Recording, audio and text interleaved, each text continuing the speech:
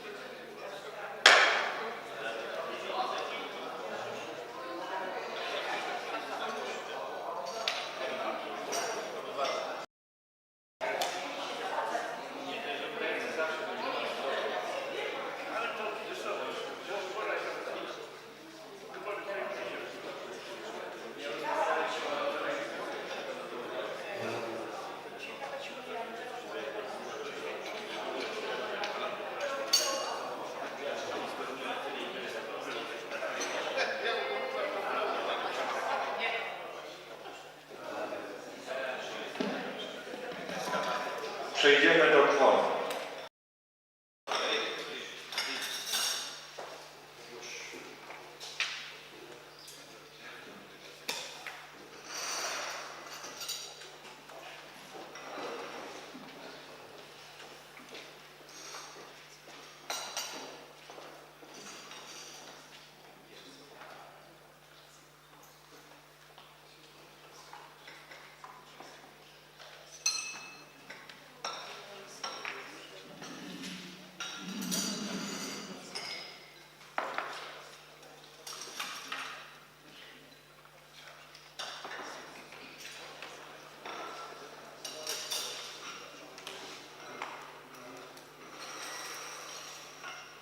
Otwarcie 53.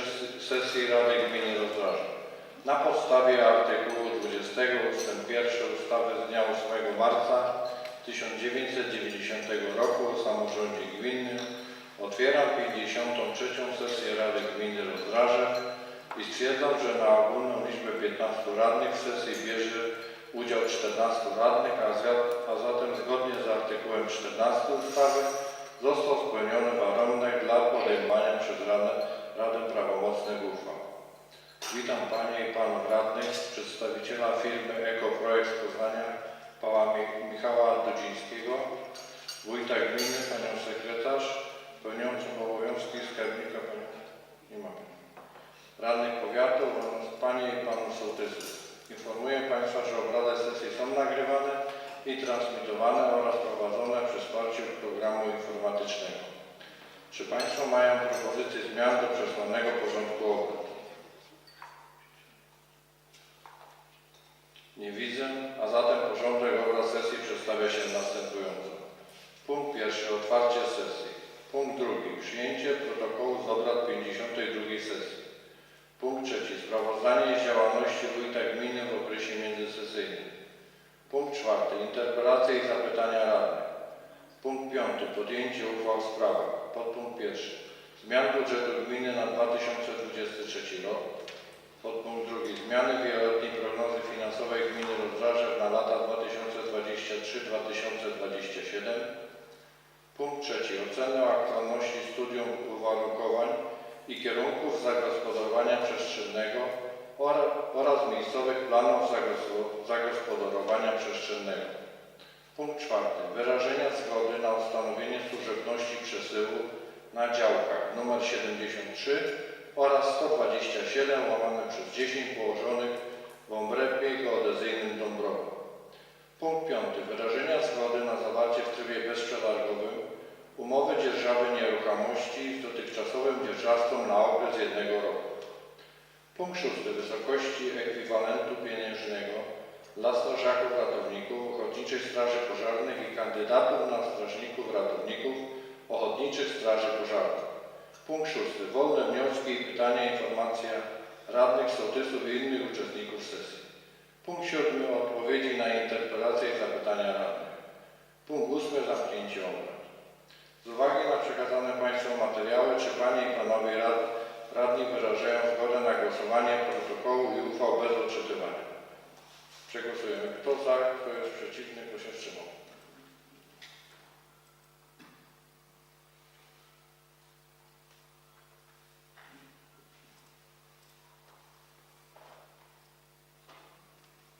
Stwierdzam, że Rada przyjęła jednogłośnie powyższy wniosek.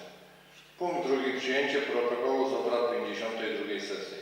Po zapoznaniu się z treścią protokołu z 52 sesji Rady Gminy Rozdrażew stwierdzam, że został on spisany zgodnie z przebiegiem obrad i obejmuje w swojej treści całe posiedzenie Rady Gminy.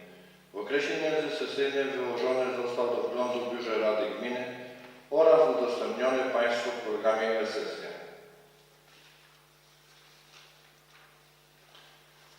Panie i Panowie radni nie wnieśli do protokołu żadnych uzupełnień i nie wystąpili z wnioskami o dokonanie poprawek. Kto z Państwa jest za przyjęciem protokołu, kto jest przeciwny, kto się wstrzymał?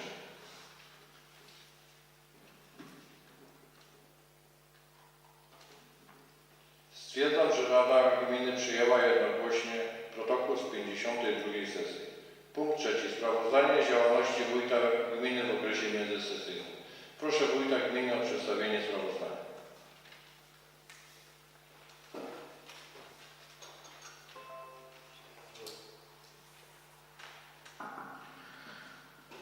Informacja z działalności wójta gminy Rozdrażew w okresie od 30 sierpnia do 26 września 2023 roku.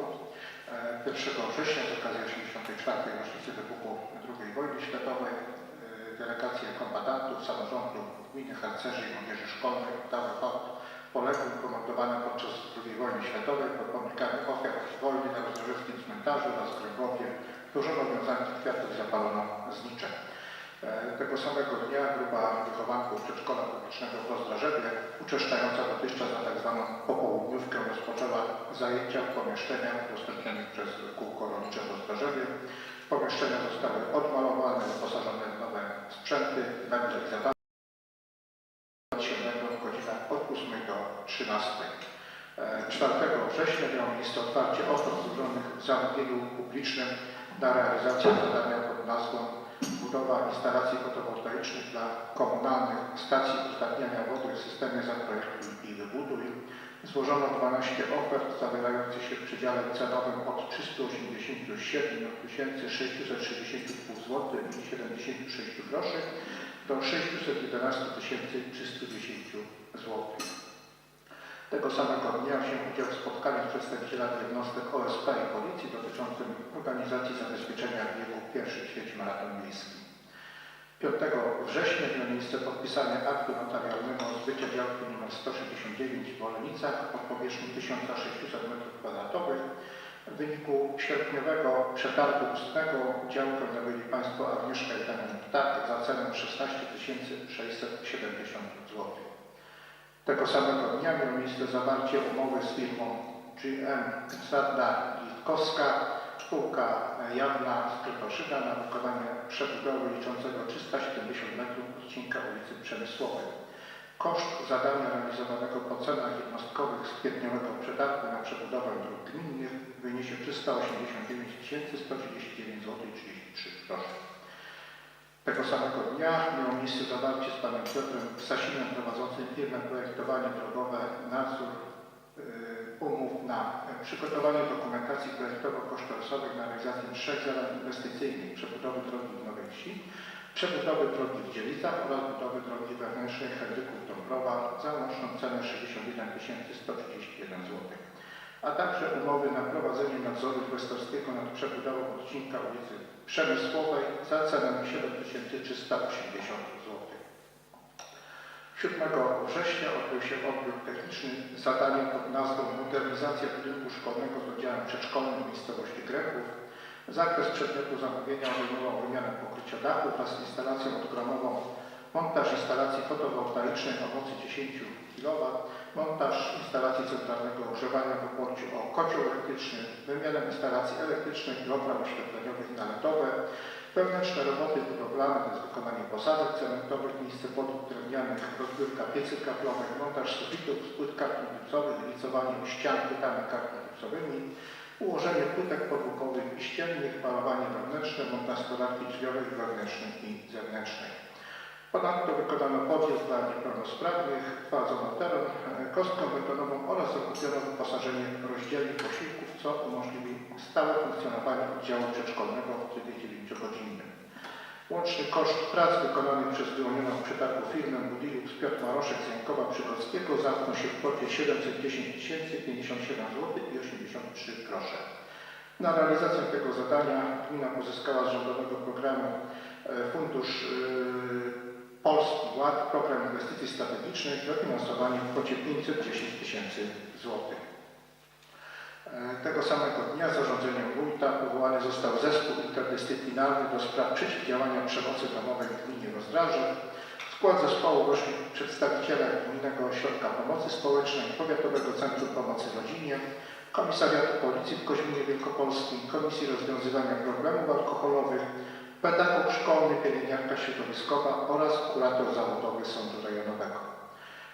8 września miała miejsce wizyta przedstawicieli Urzędu Marszałkowskiego na terenie punktu selektywnej zbiórki odpadów komunalnych w związku z nominacją naszej gminy w konkursie Wielkopolski Kwiat Recyklingu.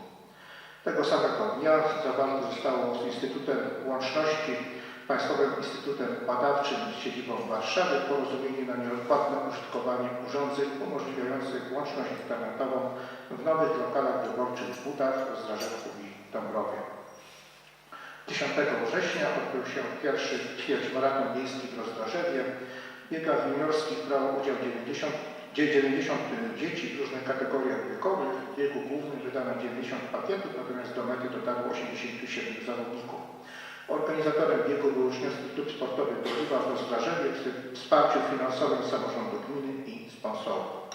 11 września wziął udział w spotkaniu ze starostą krotoszyńskim i przedstawicielami Powiatowego Centrum Pomocy Rodzinie w Krotoszynie poświęconym koncepcji współpracy w zakresie ochrony zdrowia psychicznego mieszkańców powiatu krotoszyńskiego.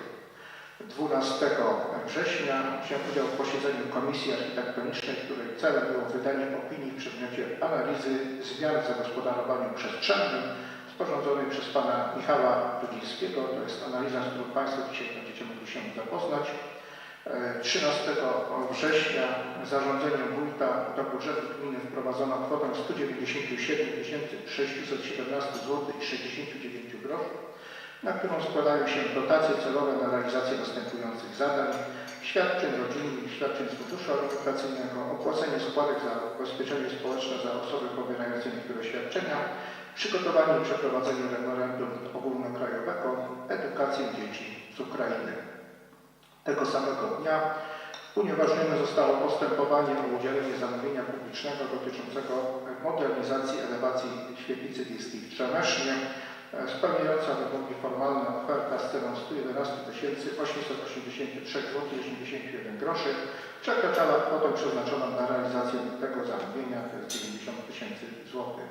Tego samego dnia ogłoszone zostało nowe zamówienie publiczne na realizację tego zadania.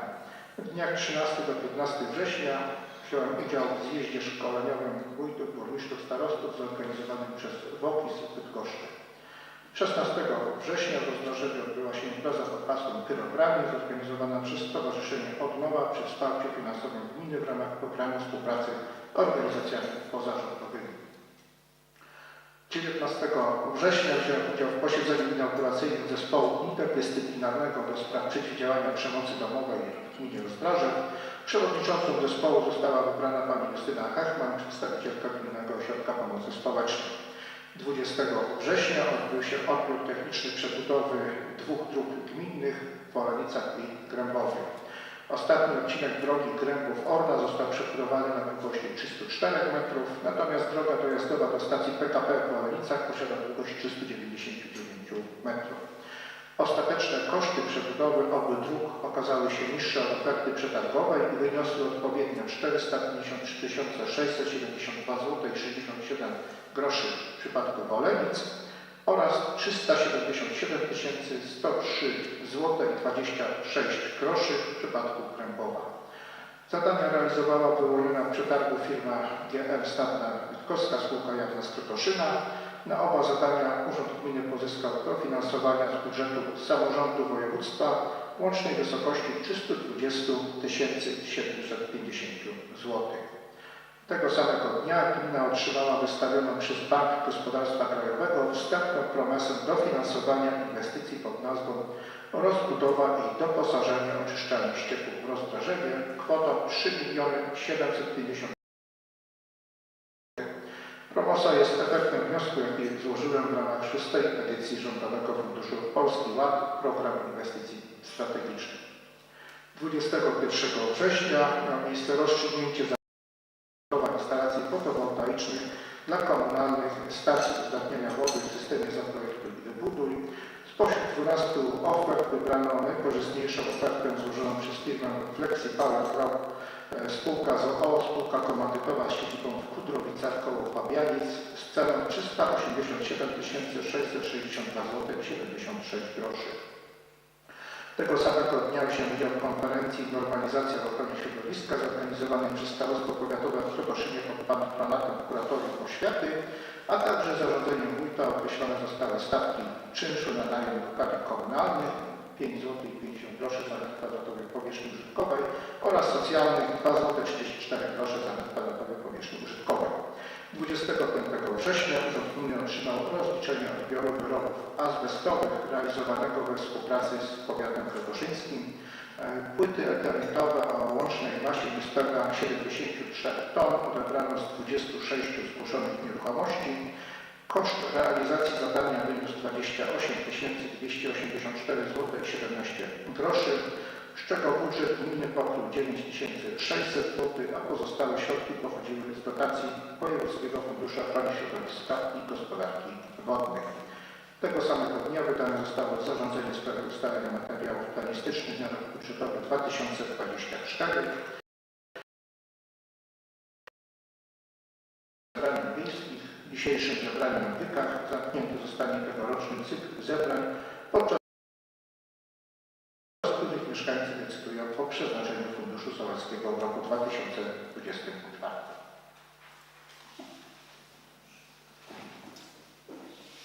Dziękuję panu wójtowi za sprawozdanie, przedstawienie. Kto z panów, panie radny, mają jakieś pytania?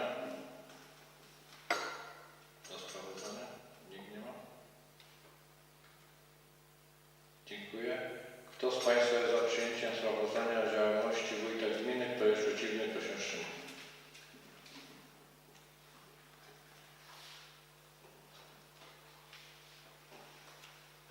Stwierdzam, że Rada Gminy przyjęła jednogłośnie powyższe sprawozdanie.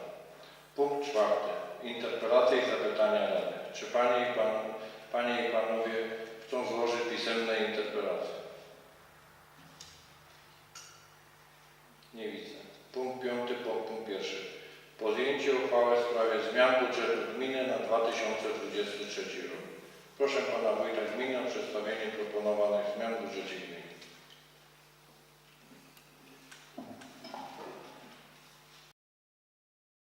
Zacznę od tych zmian, które przedstawiałem Państwu na posiedzeniu komisji, a więc proponuję zwiększenie dochodów i wydatków budżetu o kwotę 13 205 zł w związku z dotacją celową z budżetu państwa w kwocie 4680 zł na dofinansowanie świadczeń pomocy materialnej o charakterze socjalnym dla uczniów wpływem usług opiekuńczych świadczonych w miejscu zamieszkania podopiecznego w kwocie 5200 zł. I te środki są przeznaczone na realizację tego zadania, a także wpływem z opłat za korzystanie z wychowania przedszkolnego w kwocie 3250 zł i te środki przeznaczane na zakup materiałów w przedszkolach. Jednocześnie proponuję zmniejszenie dochodów i wydatków budżetu o kwotę 14 881 zł 49 groszy. I to, proszę Państwa, wiąże się z dostosowaniem do wykorzystania środków przeznaczonych z dotacji z budżetu państwa na opłacenie składek na ubezpieczenie zdrowotne dla osoby pobierającej świadczenia pomocy społecznej, dostosowaniem dotacji celowej na wypłacenie zasiłków stałych, a także dofinansowania z Funduszu Przeciwdziałania COVID na wypłatę dodatków węglowych. Ponadto zmniejsza się prognozowane wpływy z opłat za korzystanie z wyżywienia w przedszkolach i oddziałach przedszkolnych w kwocie 7925 zł i jednocześnie także zmniejsza się środki przeznaczone po stronie wydatkowej na zakup środków żywności w przedszkolach. I zmniejsza się również wpływy z najmu i dzierżawy szkoły podstawowej w Nowej Wsi o 700 zł, zmniejszając po drugiej stronie budżetu dodatkowe wynagrodzenie roczne nauczycieli w tej placówce.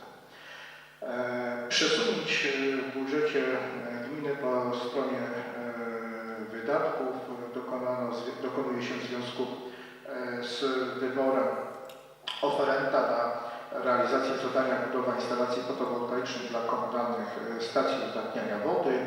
I proponuję zdjąć z tego zadania kwotę 160 000 zł i przeznaczyć na następujące potrzeby.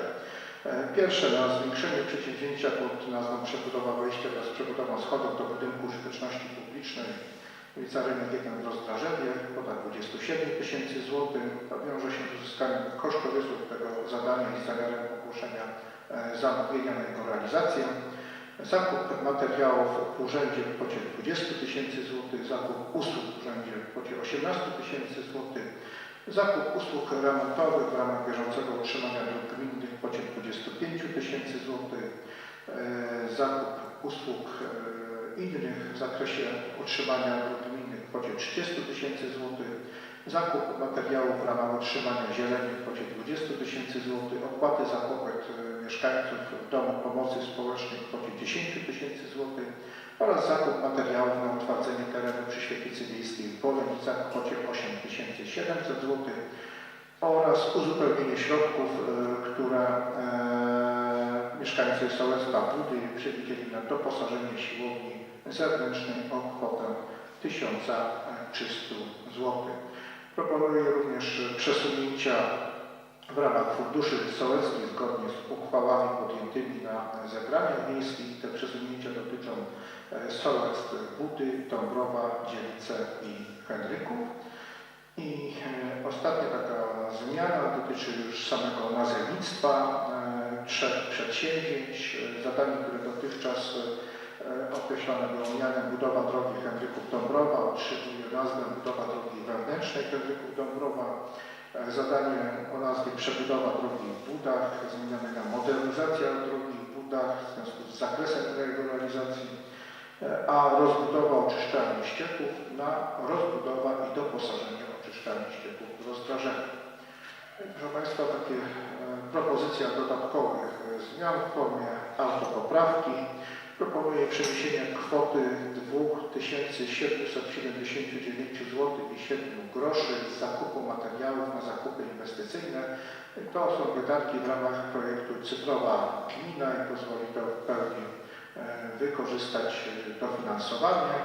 I jest jeszcze jedna zmiana nazwy inwestycji. To jest związane z wymogiem postawionym przez Wydział Budownictwa Starostwa Powiatowego na etapie uzyskiwania pozwolenia, a mianowicie zadanie nazwy przebudowa wejścia wraz z przebudową schodów do budynku użyteczności publicznej ulica Rzymek 1 w Rozdrożewie na przebudowa budynku mieszkalno-administracyjnego, w nawiasie budowa schodów zewnętrznych wraz z przebudową wejścia. Propozycje zmian zostały przedstawione na posiedzeniach komisji, a zatem proszę przewodniczącego o przedstawienie opinii komisji. Komisje Rady Gminy pozytywnie zaopiniowały projekt uchwały w sprawie zmian budżetu 2023 rok. Czy Panie i Panowie Radni mają jakieś pytania, uwagi? Nie widzę.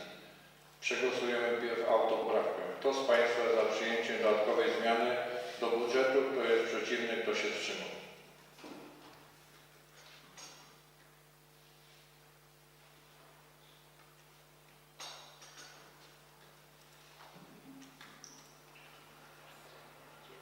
Teraz przejdziemy do całej uchwały. Przegłosujemy. Kto jest za? Kto jest przeciwny? Kto się wstrzymał?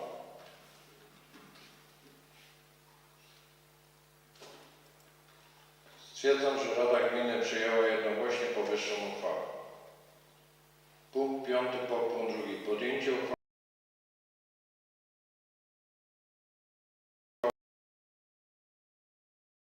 Pana Wójta przewiduje zmian.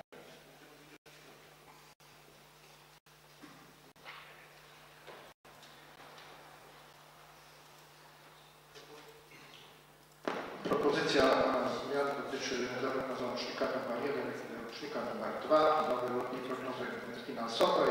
W załączniku nr 1 tradycyjnie już wprowadzamy aktualne wielkości wynikające ze wprowadzonych przed chwilką zmian do budżetu, ale także wprowadzonych zarządzeniem wójta gminy, o której wspomniałem w swojej informacji.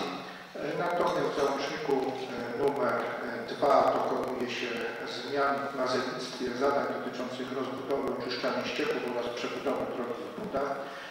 Ponadto proponuję dodanie nowego przedsięwzięcia pod nazwą przebudowa ulicy Kościuszki z okresem realizacji 2024-2025, co umożliwi obecnie zlecenie opracowania dokumentacji projektowo-kosztorysowej. Także i tutaj mam, proszę Państwa, propozycję autopoprawki. Dotyczy to właśnie realizacji programu Cyfrowa Gmina, gdzie zmniejszamy wydatki bieżące, a zwiększamy wydatki majątkowe o kwotę 2779 zł i 7 groszy. Propozycje zmian zostały omówione podczas posiedzeń Komisji Rady Gminy. W związku z tym proszę przewodniczącego komisji o przedstawienie opinii w tym temacie. Komisje Rady Gminy pozytywnie zaopiniowały projekt uchwały w sprawie zmiany wieloletniej prognozy finansowej gminy Rozdroże na lata 2023-2027.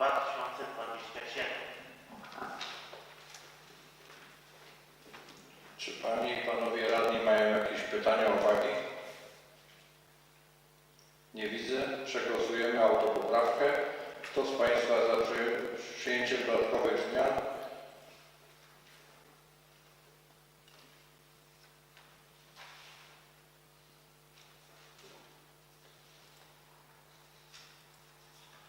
Dziękuję. Teraz przystępujemy do głosowania nad uchwałą. Kto jest za, kto jest przeciwny, kto się wstrzymał?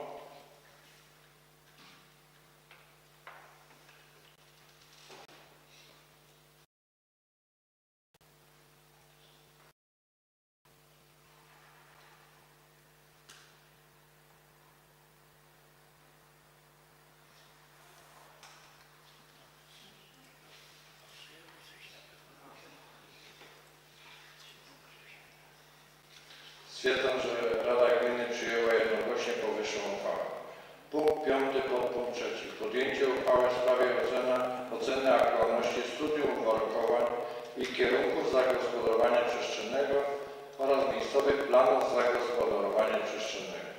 Gościmy dziś przedstawiciela firmy. Pan wójt?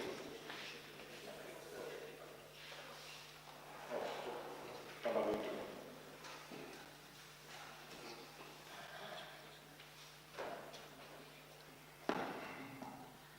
Ustawa o planowaniu i zagospodarowaniu przestrzennym nakłada na Radę Gminy obowiązek dokonania raz w trakcie kadencji oceny aktualności studium uwarunkowań i kierunków zagospodarowania przestrzennego oraz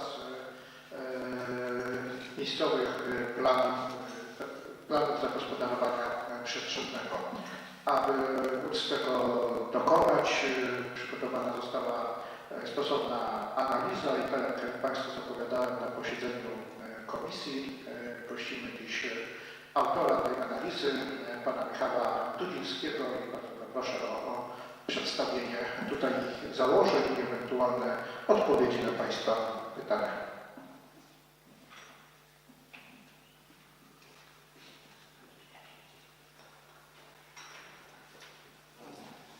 Szanowni Państwo, aktualna kadencja powoli dobiega końca, w związku z czym właśnie jest też dobry czas na to, żeby taką analizę przygotować i zatwierdzić.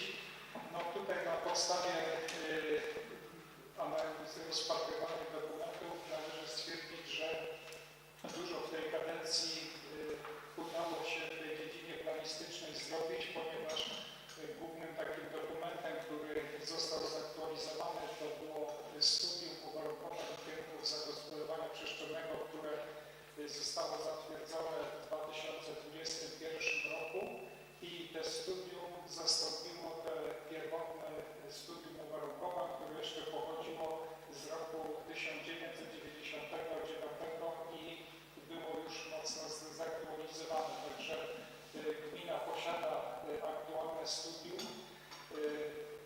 Oceniając zgodność tego studium z aktualnymi przepisami prawa, należy zauważyć, że w zasadzie wszystkie wymogi formalno-prawne te studium aktualne spełnia.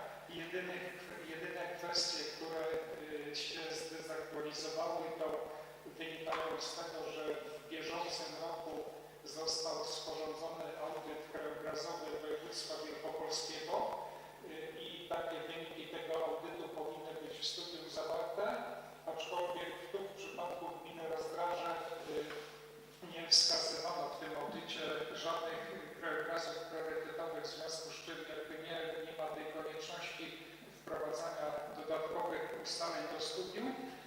I druga kwestia była taka, że w studium też zgodnie z wymogami tej ustawy o planowaniu i zagospodarowaniu przestrzennym od istniejących i planowanych elektrowni wiatrowych były wyznaczone strefy 10-krotnej o średnicy 10-krotnej planowanej wysokości elektrowni.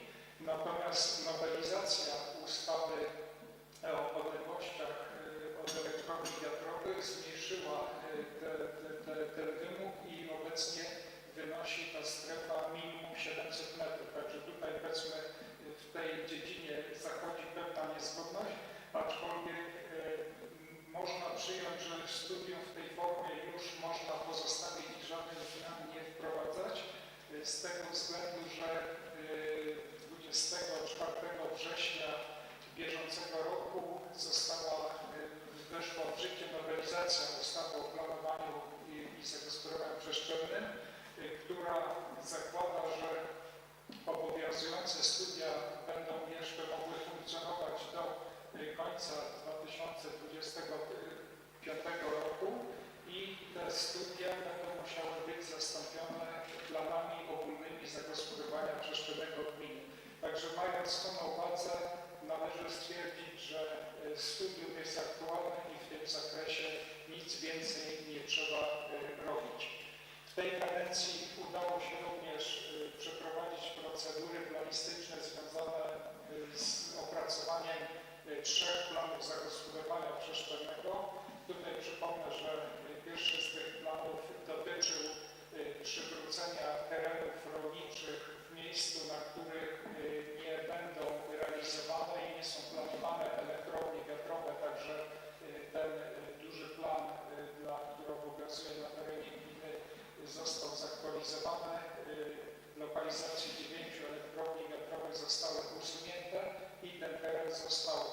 przywrócony do funkcji rolniczej i jednocześnie usunięto strefę oddziaływania tej elektrowni, w której też nie można było lokalizować funkcji mieszkaniowej.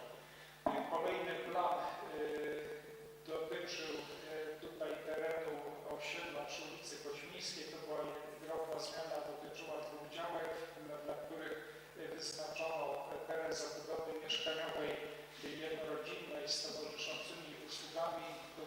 Dla tego terenu został złożony wniosek, także zgodnie z tym wnioskiem ten plan został opracowany. I kolejny plan też dotyczył wybranych terenów w miejscowości Nowa Wieś, Dziewice i Budy. Na tych terenach ten plan został uchwalony w czerwcu ubiegłego roku i na tych działkach zostały wyznaczone tereny zabudowy zagrodowej.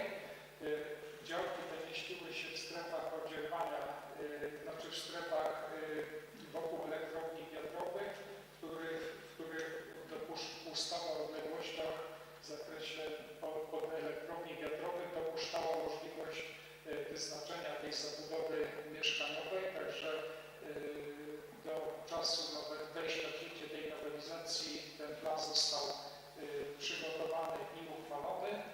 No i tutaj podsumowując to, w tej bieżącej kadencji zostały opracowane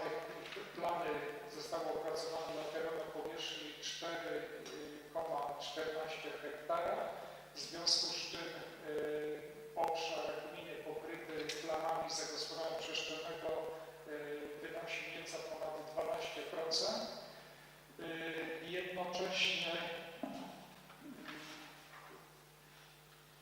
Jednocześnie też do momentu opracowania, sporządzenia tej analizy żadne nowe wnioski tutaj w zakresie studium czy planów zagospodarowania przestrzennego nie wpłynęły. W związku z czym można stwierdzić, że tutaj w pełni te sprawy związane z planowaniem przestrzennym są aktualnie załatwione i nie ma żadnych innych potrzeb związanych z nowymi opracowaniami.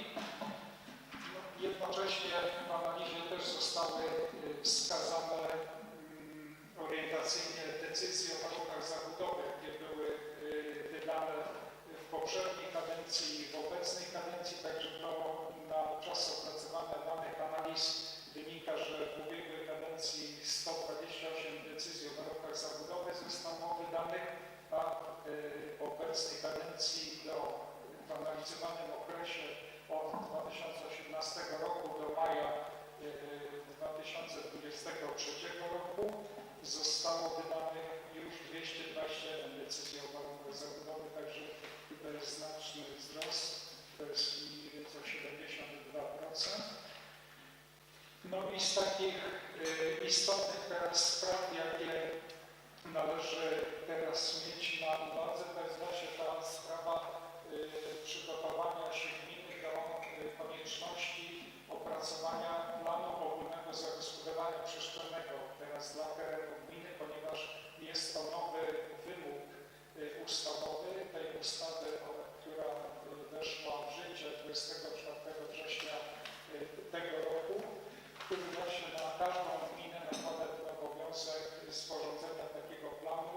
Teoretycznie póki co jest termin podany do końca właśnie też 2025 roku, także tak troszkę patrząc w skali całego kraju, tej liczby gmin, które mamy, no to tak można się zastanowić, czy to będzie w zasadzie realne i możliwe do wykonania czas tutaj takich opracowań, ale tym niemniej już jakieś tam działania należy podjąć i być może tutaj też dzięki temu, że gmina ma stosunkowo aktualne studium uwarunkowań i kierunków zagospodarowania przestrzennego, w miarę prosto będzie można było ten dokument, oczywiście po odpowiednich modyfikacjach, już przekształcić w ten nowy dokument planistyczny, jaki ma na terenie gminy obowiązywać. On będzie o tyle też znaczący, że wydawane decyzje o warunkach zabudowy będą już musiały być zgodne z tym planem ogólnym. Teraz w tej aktualnej sytuacji decyzje o warunkach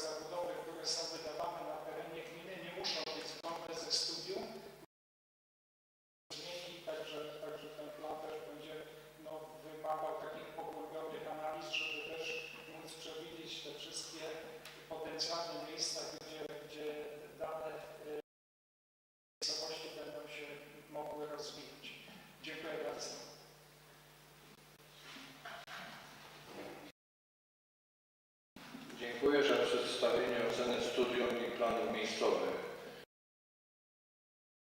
Czy Panie i Panowie Radni mają jakieś pytania?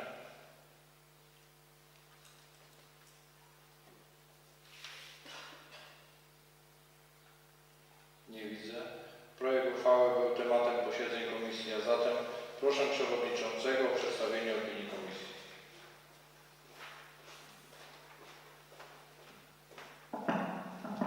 Komisje Rady Gminy pozytywnie zaopiniowały projekt uchwały w sprawie oceny aktualności studiów uwarunkowań i kierunków zagospodarowania przestrzennego oraz miejscowych planów zagospodarowania.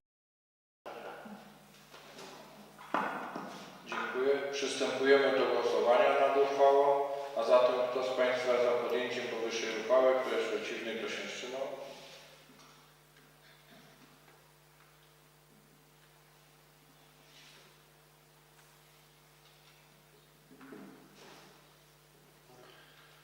Stwierdzam, że Rada Gminy przyjęła większością głosów przy jednym głosie wstrzymującym się powyższą uchwałę. Dziękuję Panu Michałowi Dudzińskiemu za udział w dzisiejszej sesji. Jeśli by chciał Pan pozostać do końca, to może Pan pozostać. No tak, jednak jeszcze zdążę coś popracować w międzyczasie, także jeszcze wstąpię do Pani Soczak. Tak? To dziękuję Bardzo Panu. dziękuję.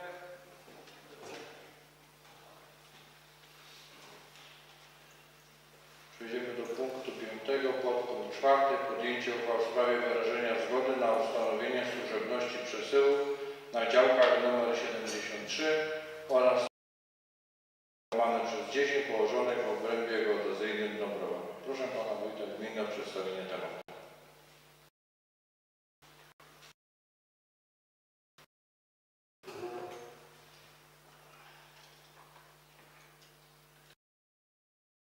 Ta sprawność dotyczy przesyłu w postaci kabla elektroenergetycznego niskiego napięcia oraz późniejszego korzystania w celu ewentualnej konserwacji remontu i modernizacji oraz usuwania awarii.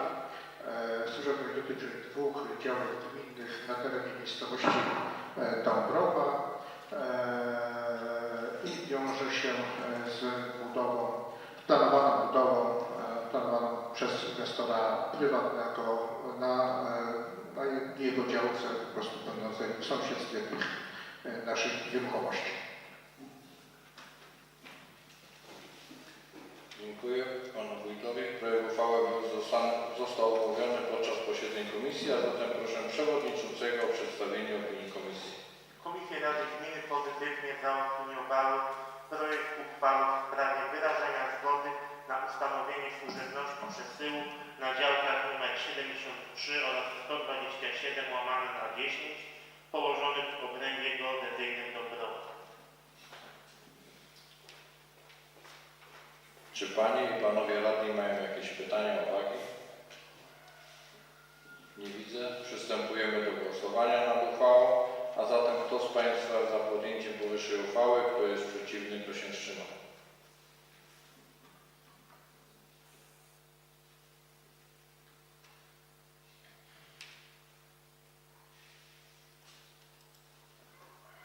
Stwierdzam, że Rada Gminy przyjęła jednogłośnie powyższą uchwałę. Punkt 5. Podpunkt 5. Podjęcie uchwał w sprawie wyrażenia zgody na zawarcie w trybie bezprzetargowym umowy dzierżawy nieruchomości z dotychczasowym dzierżawcą na okres 1 roku. Proszę Pana Wójta Gminy o przypomnienie tematu.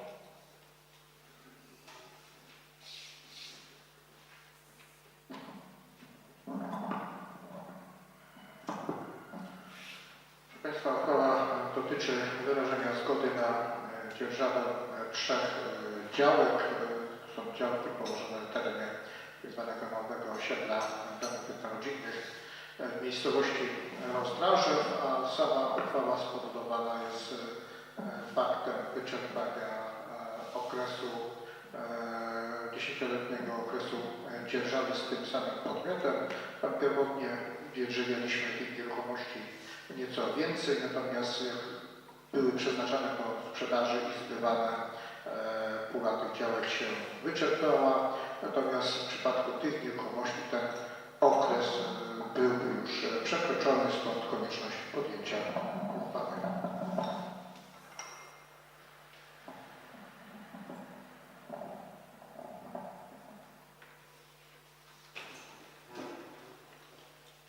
Projekt uchwały był tematem posiedzeń komisji, a zatem proszę przewodniczącego o przedstawienie opinii komisji. Komisje Rady Gminy pozytywnie zaopiniowały projekt uchwały w zakresie wyrażenia zgody na zawarcie w trybie bezprzetargowym umowy dzierżawy nieruchomości z dotychczasowym dzierżawcą na okres 1 roku.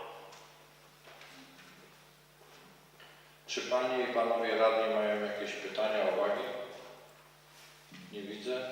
Przystępujemy do głosowania nad uchwałą, a zatem kto z Państwa jest za podjęciem powyższej uchwały? Kto jest przeciwny? Kto się wstrzymał?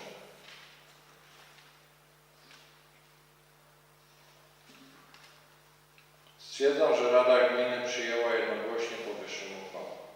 Punkt 5. Podpunkt 6.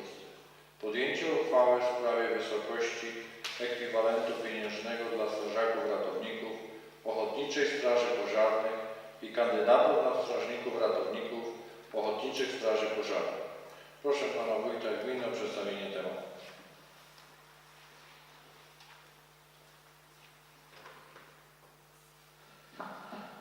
Przedłożenie Państwu tego projektu uchwały wiąże się z wejściem w życie nowelizacji ustawy o ochotniczych strażach pożarnych. Ta nowelizacja rozszerzyła katalog działań uprawniających strażaków ratowników OSP do wypłaty ekwiwalentu. Przede wszystkim uregulowała kwestię ekwiwalentu dla kandydatów na strażaków, którzy korzystają z tzw. kursu podstawowego. Taki ekwiwalent w pewnym momencie zaczął być kwestionowany z uwagi na to, że nie są to jeszcze strażacy, tylko kandydaci. Ponadto nowelizacja wprowadziła także możliwość wypłaty ekwiwalentu w przypadku innych działań niż te, które są wymienione w artykule 15 ustawy. I to tutaj wprowadzenie takiego rozwiązania chcemy wykorzystać poprzez ustalenie stawki ekwiwalentu za działania w zakresie ochrony ludności podczas imprez publicznych organizowanych czy to przez gminę, czy to przez jej jednostki organizacyjne. Proponowane stawki ekwiwalentu przedstawiają się następująco.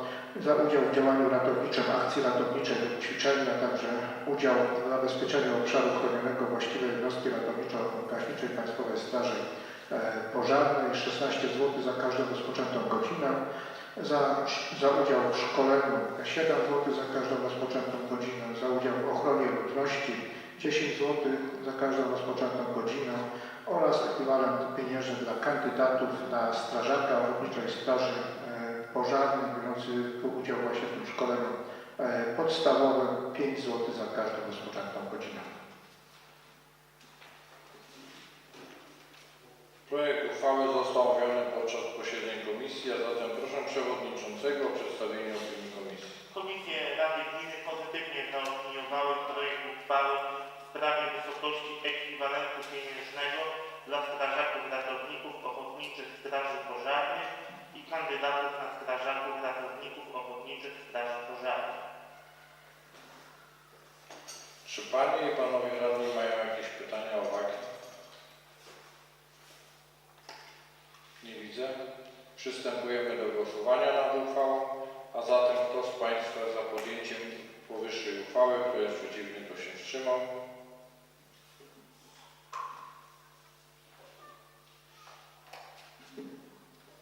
Stwierdzam, że Rada Gminy przyjęła większością głosów przy jednym głosie wstrzymujących się powyższą uchwałę. Punkt 6. Wolne wnioski, pytania, informacje radnych, sołtysów i innych uczestników sesji.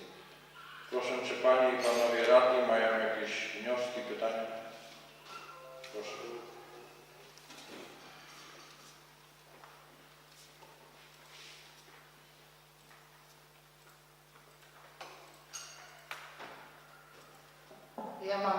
Ja mam wniosek do powiatu. Ostatnio ten sam wniosek składałem i to już jest składany 1,5 roku. chodzi o jedną dziurę na zakręcie na końcu wód, no to radny z wód już nawet składał i to jest bezsensownie chyba to składać te wnioski, bo one chyba idą w koszt, bo nie wiem, żadnej reakcji. Jechałem wczoraj, jak dziura była, tak jest, ale to jest sytuacja, no wiadomo, jedna dziura, ale jeszcze jest sytuacja poważniejsza. Tak samo na końcu wód ostatnio też monitorowałem, był starosta 17 kwietnia dokładnie, był zastępca, dyrektor, raczej dyrektor dróg i zastępca, no i pojechali po sesji do tej pani zobaczyć. Tam woda i wchodzi pod piwnicę, jak no, na budach był chodnik zrobiony, jak spieprzyli za przeproszeniem, nie ma kto tego poprawić i to monitorujemy i bez sensu. Mało tego, to u tej pani już w piwnicy odeszedł tynk, to co było, miała tam te meble, to na pół zgniły, no i niestety. I to jest karygodne, żeby tak podchodzić, my tu monitorujemy, a powiat to po prostu olewa. Ja nie rozumiem tego. Jak można doprowadzić do takiego, powiat za to powinien teraz odpowiedzieć, zapłacić za tynki i jeszcze za to, co w tym mieszkaniu miała. Przecież bezsensowne gadanie. Powiat starosta mi obiecał, osobiście przyszedł do mnie i mówi, będzie zrobione. Jest 5 miesięcy od tego czasu, jak byli u mnie i nikt się, byłem wczoraj, nikt się nie pokazał. No w końcu radni powiatowi, weźcie jakiś wniosek, niech oni za to zapłacą za te tynki w tym mieszkaniu i za to, co miało. W końcu, po co my gadamy? No my to się gadamy tak, żeby aby sobie gadać, że my mamy tu dostęp do powiatu wniosek tworzył. A powiat to, nie wiem, nic z tego sobie nie robi. Ja nie rozumiem po prostu, jak można doprowadzić do takiej sytuacji, że szkoda powstała, no i dalej nikt nic z tym nie robi, przyjdzie zima, będzie to jest nie gospodarczy, bo to jest mieszkalny, jest zawilgocony, mało tego, no to w końcu ściany mają machata się rozlecieć, bo powiat chce to. Ja nie rozumiem. Jeśli robotę zrobili chłodnik, to powinni zrobić, żeby było pół wody. Nie zrobili milicji. Tyle czasu monitorujemy i bez sensu. Radni powiatowi niech teraz to monitorują, ja nie wiem. Inaczej to nie idzie, bo w końcu ten powiat, aby przyjmował wnioski, czy będzie jeszcze realizował te wnioski, bo przyjmowanie to nie jest sztuka, bo wrzuci się w kosz i nie ma. Ale co dalej? Tynki spadły i dalej, bez sensu nikt nie przyjeżdża. Starosta się pokazał po sesji, ja byłem zadowolony, rozmawiałem z tą panią, no i nic z tego. I wyszło i teraz będzie następny rok i tak, że na ostatnią chatę się przewróci i nikt z tego sobie nie będzie robił. To jest karygodne, żeby tak podchodzić do takiej sytuacji. Ja mówię tutaj naprawdę, może się denerwowałem, ale to już przechodzi w ludzkie pojęcie, żeby tak można postępować. No przecież w końcu radni, no jak radni, no wiadomo, każdy ma problem, ale nie, żeby czekać, szczęścić, jak chodnik był robiony, to już jest dawno i tu cały czas o tym jest mówione, no nie ma. Dziękuję. Dziękuję. Co ma jeszcze? Proszę.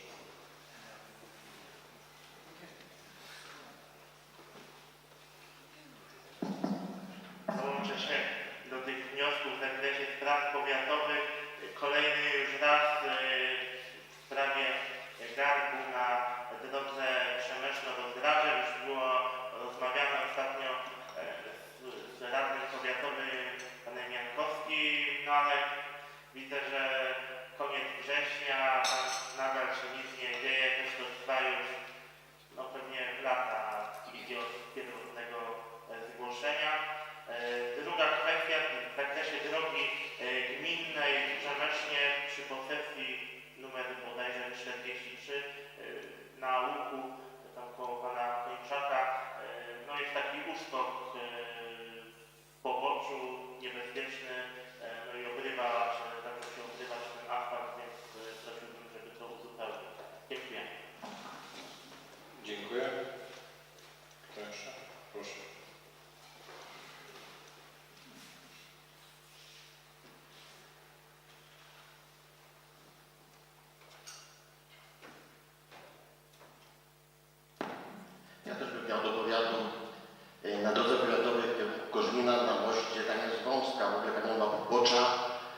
przy moście rosną w rzece praktycznie gałęzie. One występują, wystają po prostu nawet na jezdnię. Jak idą piesi, bo oni tylko asfaltem muszą iść, to jak jedzie samochód, to oni się chowają za tymi gałęziami tam. To jest tak wąsko, nie?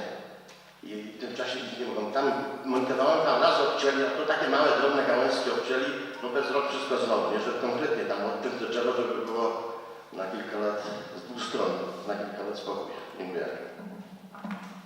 Dziękuję. Kto ma jeszcze jakieś pytania?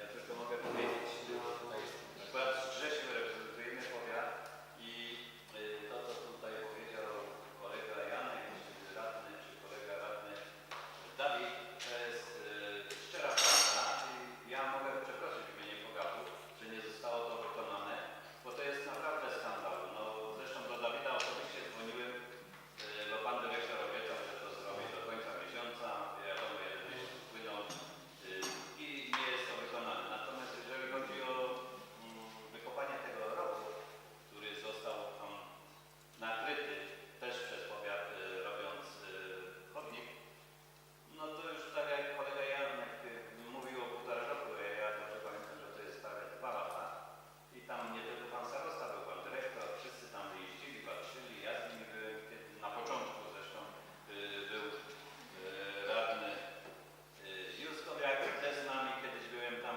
wszyscy oglądaliśmy to i każdy jest zadowolony, że ktoś komuś coś obieca i te obiecanki 2 lata temu jak były dokonane, tak do dzisiaj nie jest wykonane, ale mam nadzieję, że teraz czegoś tego nie popuścimy, chociaż wciąż o tych samych sprawach mówimy, że to jest naprawdę, nam jest też przykro, jeżeli ktoś nam odzwania, że zostanie to wykonane za 2 miesiące, za miesiąc, czy nawet wcześniej, raptem nie jest to wykonane i Państwo słuszną macie rację, tym bardziej, że też zabieramy Wam czas, bo jeżdżąc w teren, czy tam tu z panem jednym Juskowiakiem, z drugim, czy z Dawidem, bo to oni też muszą na to poświęcić czas, żeby zobaczyć, żeby się spotkać z tymi ludźmi, którzy mają tą robotę wykonać. No ale obiecujemy, że znowu będziemy monitorować to, a jak to się skończy, no to zobaczymy. Jeszcze raz nie będę nic obiecał, nie będę na nikogo telefonował,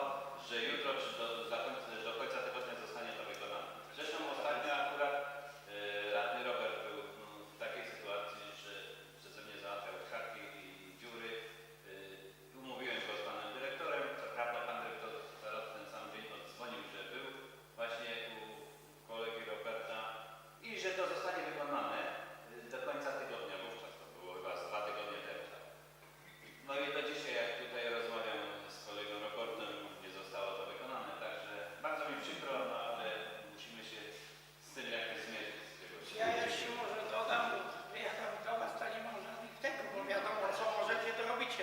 Ale czy jakieś odszkodowanie tej pani by się nie należało? W końcu, jeśli doprowadzili bez 2 lata, nie zrobili, w końcu tynki spadły, no w końcu co? Ona ma ponosić straty, że powiat tego nie wykonał, no to jest jakieś, że nie wiem. Nie mówię, no to też monitorujcie, że w końcu niech się to rozwinie jakoś inaczej, bo jak oni wciąż będą tak, aby że z tego nie będą odpowiedzialni, no to będą każdy mu obiecać i nic z tego. To kto? Ona by musiała wniosek napisać.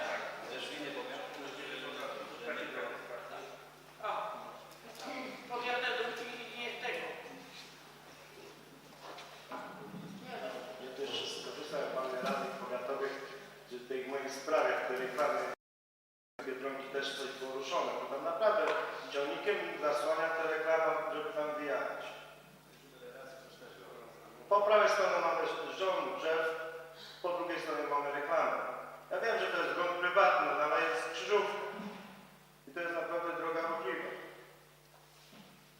Także, no chyba, że coś się wtedy stanie, wtedy może to usunąć. Dziękuję. Kto ma jeszcze jakieś pytania? A ja nie wezmę ciągnik, zaproszę tego i nie wsiądzie, niech zobaczy, jak to wygląda. Niech zobaczy. Ja się opowiadam i położę. Jak nie ma więcej pytań radnych, czy panie i panowie sołtysi mają jakieś pytania? Nie widzę. prezydencyjny, że oprócz monitorowania sprawy, mam nadzieję, że przez obu panów radnych powiatowych, prześlę zgłoszone wnioski do Powiatowego Zarządu Dróg, ale także do wiadomości pana starosty. Nie ukrywam, że zarówno w sprawie dziury w Budach, jak i u skoków Trzebesznie monitorowałem także ustnie w okresie pomiędzy sesjami, ale Państwo widzicie, no reakcji nie ma. No, najbardziej karygodną rzeczą uważam tą dziurę w Budach, bo były zgłoszone dwie dziury, jedna została zaklejona do kąta, jakby nikt nie widział. Tutaj w przypadku skoków Trzebesznych to już jest poważniejsza praca, natomiast tam są takie prognostki, które rzutują nie tylko na bezpieczeństwo użytkowników dróg, ale też na sposób postrzegania pracy Powiatowego Zarządu Dróg, no i na sposób postrzegania całego powiatu, choć niestety rzutuje także na sposób postrzegania naszej gminy, ponieważ przejeżdżający, który to wpadnie, to w pierwszej chwili kojarzy że w tej gminie są takie dziury.